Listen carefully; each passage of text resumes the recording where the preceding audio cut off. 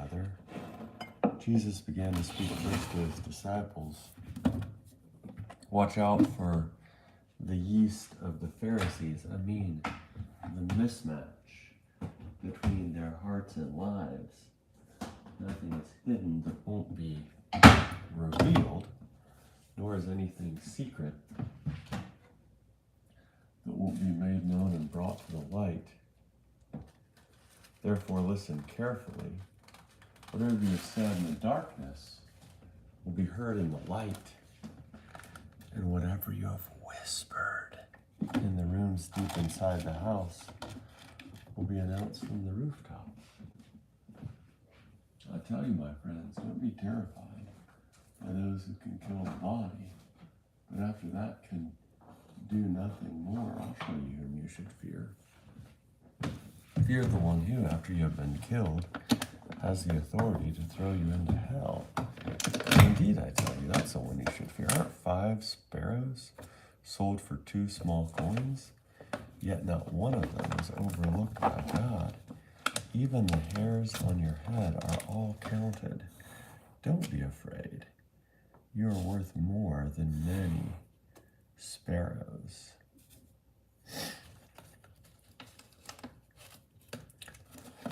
I tell you,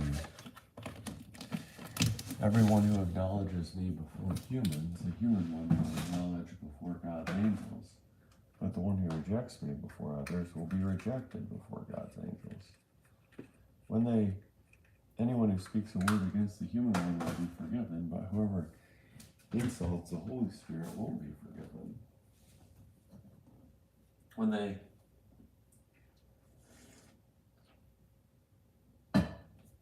bring you before the synagogues, rulers, and authorities, don't worry about how to defend yourselves or what you shall say. The Holy Spirit will tell you at that very moment what you must say.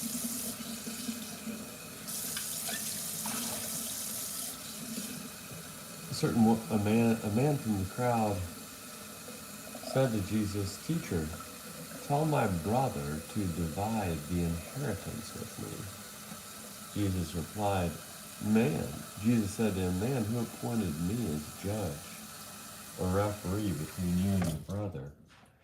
Then Jesus said to them, "Watch out, guard yourself against all kinds of greed. After all, one's life isn't determined by one's possessions, even when someone is very wealthy." Then he told them a parable. A certain rich man's land produced a bountiful crop. He said to himself, "What will I do? I have no place to store my harvest." Then he thought, "Here's what I'll do. I'll tear down my barns and build bigger ones. That's where I'll store all my grain and goods. I'll say to myself, you have stored up plenty of goods, enough for several years. Take it easy, eat, drink, and enjoy yourself." But God said to him, "Fool, tonight you will die.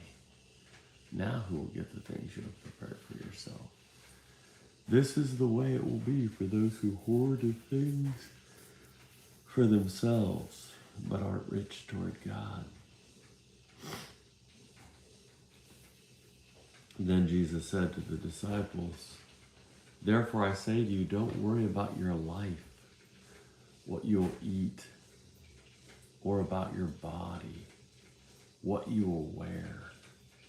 There's more to life than food, and more to the body than clothing. Consider the ravens. They neither plant nor harvest. They have no silo or barn, yet God feeds them. You are worth so much more than birds. Who among you, by worrying, can add a single moment to your life? If you can't do such a small thing, why worry about the rest? Notice how the lilies grow. They don't wear themselves out with work, and they don't spin cloth. But I say to you that even Solomon, in all his splendor, wasn't dressed like one of these. If God dresses grass in the field so beautifully, even though it's alive today and tomorrow it's thrown into the furnace, how much more will God do for you, you people of weak faith? Don't be afraid, little flock, because your Father delights in giving you the kingdom.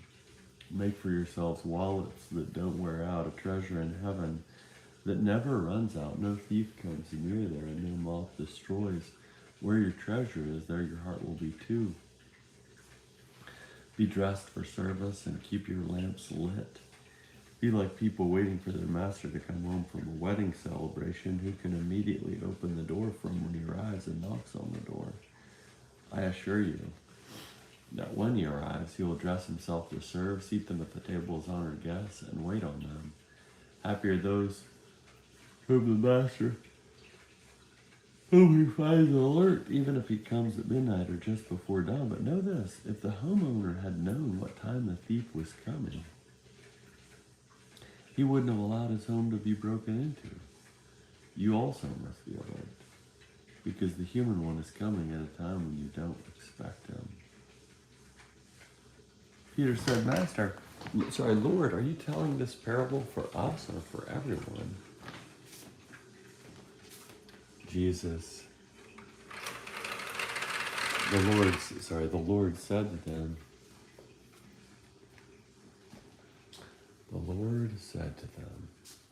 make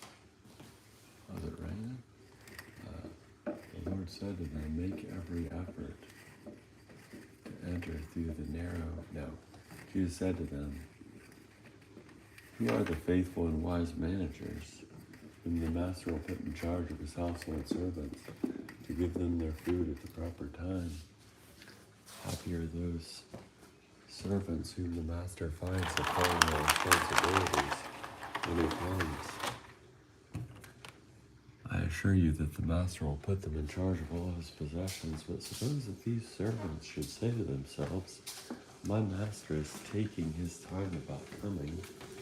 And suppose they began to beat the servants, both men and women, and to eat, drink, and get drunk. The master of those servants will come on a day they weren't expecting, at a time they couldn't predict. The master will cut them into pieces and assign them a place with the unfaithful. That servant who knew his master's will but didn't prepare for to act on it will be beaten severely. The one who didn't know the master's will but did things deserving punishment will be beaten only a little. Much will be demanded from everyone who has been given much, and from the one who has been entrusted with much, even more will be asked.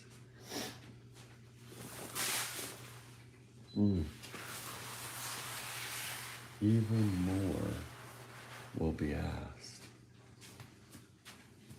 Even more will be asked.